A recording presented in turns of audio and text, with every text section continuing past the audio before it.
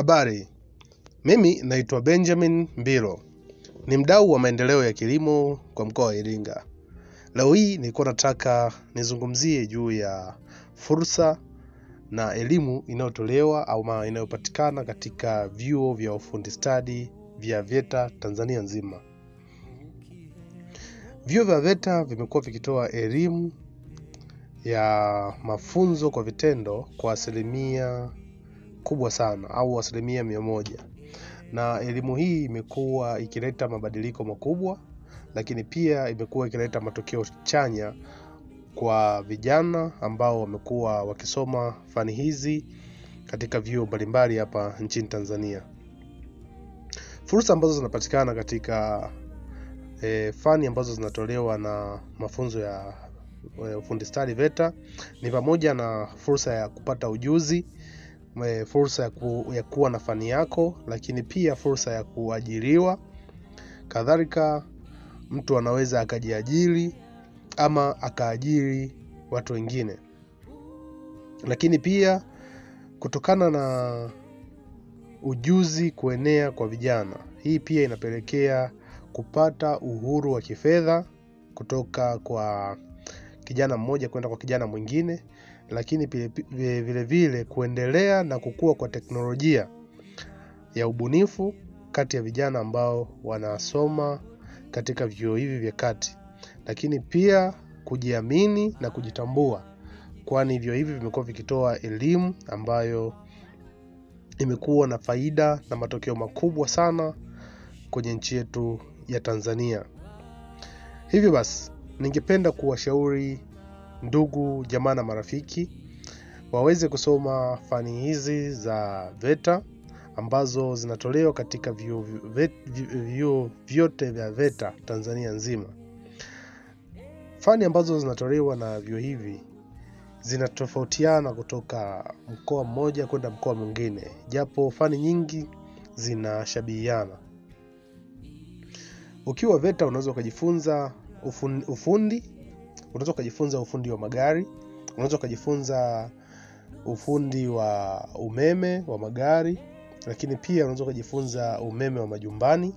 Kadhalika unaweza kujifunza umeme wa viwandani. Kwa upande wa mitindo unaweza kujifunza ushonaji, ukajifunza namna ya kuwa mbunifu, lakini pia kwenye masuala ya kompyuta na teknolojia ya habari utajifunza masuala ya tehama. Utajifunza kompyuta kwa vitendo, lakini pia utajifunza udereva wa magari, utajifunza namna kuendesha chombo cha moto, lakini pia utajifunza kuzitambua alama za barabarani.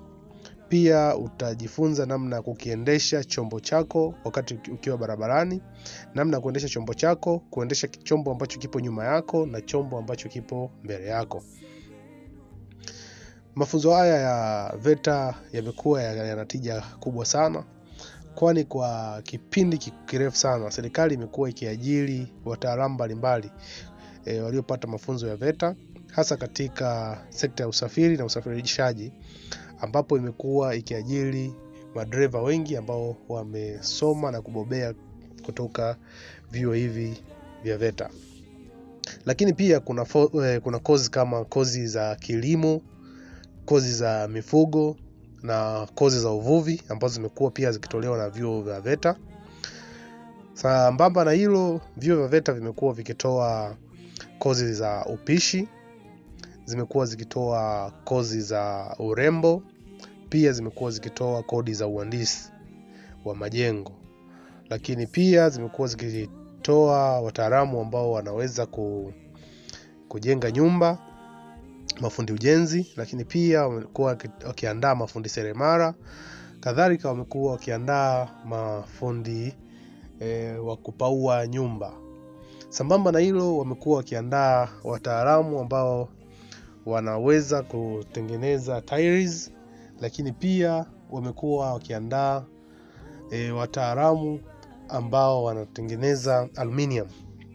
Kwa hiyo fani zipo nyingi sana ambazo kijana wa Kitanzania anaweza kusoma na kubadilisha maisha yake kutoka sehemu moja kwenda sehemu nyingine. Tukiitilia mkazo kauli ya Mheshimiwa Waziri Mkuu ya vijana waliohitimu elimu za vyuo vikuu ambao hawajapata ajira na ambao wanaendelea kusubiri na kutafuta ajira, basi waweze kwenda kusoma fani hizi ili kuweza kujiimarisha wao wenyewe, lakini pia kujiajiri, lakini pia kuajiri watu wengine kama inawezekana.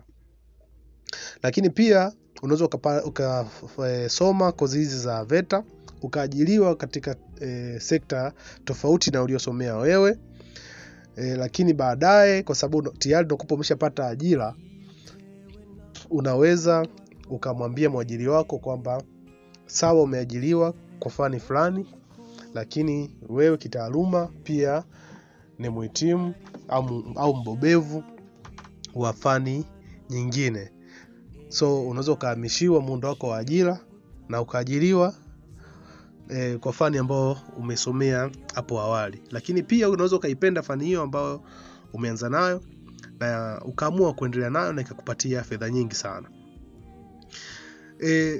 Haya mafanikio ambayo tunayaona mtaani, majumba ambayo yanajengwa, furnitures ambazo zinatengenezwa, na vipuri vya nyumba, magari yanayotembea, kila kitu ambacho tunaona kinafanya vizuri. Fujo hizi zote zinafanywa na wataalamu ambao wamesoma VETA, wengi wao wakiwa na elimu ya darasa la 7 na elimu ya form 4. Sasa ujuzi huu ukienda kuwekwa kwa wataalamu ambao tayari walikuwa wameshafika kwenye elimu za vyuo vikuu na kupata degree zao, masters zao, PhD zao na diploma zao, kwa hakika nchi ya Tanzania tutaenda kupiga hatua kubwa sana, kwani ujuzi utakuwa umeingia kwa watu wenye utaalamu mkubwa, hivyo kwenda kubadilisha utaalamu ule na kuconnect na ujuzi ambao wataupewa, hivyo kwenda kuwa wabunifu wakubwa sana na kupelekea nchi hii kuweza kutambulika kirahisi sana. Nikitolea mfano, mtu labda amesoma ana masters au ana degree ya jambo fulani, then akasoma mambo ya ufundi cherehani.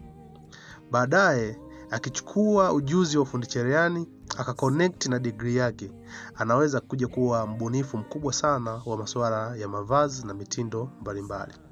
Kwani tumekuwa tukiona wataalamu wakubwa ambao wanatengeneza mitindo na nguo mbalimbali wakipata mafanikio na kupiga hela nyingi sana.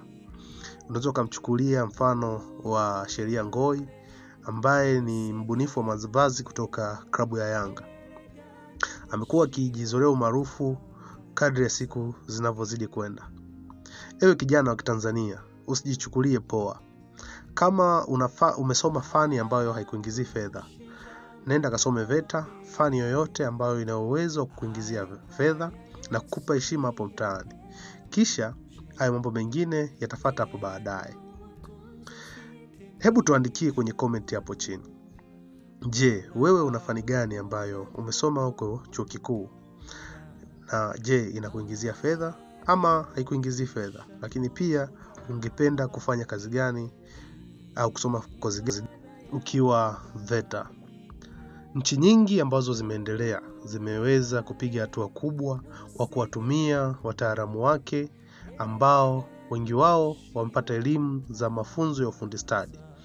Nchi kama China na nchi nyingi zilizoendelea za bara Asia zimetumia wataalamu wake na kupiga hatua kubwa sana kwa wataalamu wenye mafunzo ya ufundi stadi. Twende VETA tukachukue ujuzi wetu. Twende VETA tukachukue fani itakayotufanya tuwe na heshima kubwa pale mtaani kwetu. Twende VETA tukatafute maisha. Twende VETA tukatimize ndoto zetu. Mimi naitwa Benjamin Mbilo, ni mdau wa maendeleo ya kilimo na elimu kwa mkoa wa Iringa. Na shauri sana vijana wenzangu, usikae bila kuwa na fani, usikae bila kuwa na utaalamu wowote. Elimu isiyokupa fedha, elimu isiyokupa mchongo, hiyo sio elimu bora. Twende tukapate fani, twende tukapate elimu, twende tukaboreshe maisha yetu, twende tukaijenge VETA, twende tukaijenge Tanzania. Tukutane VETA.